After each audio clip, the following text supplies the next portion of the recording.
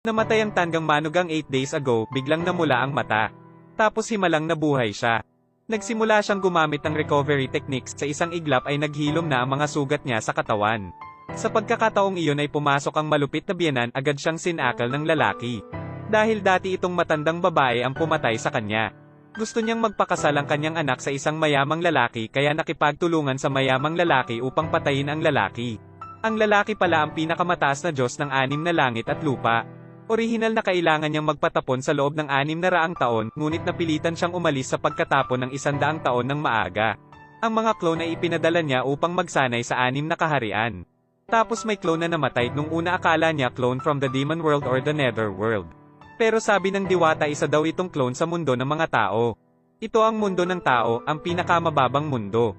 Ang mga clone ay namamatay sa gutom dahil lamang nakilala nila ang pag-ibig sa mundo ng mga tao. Dahil sa kanyang pagmamahal, ginamit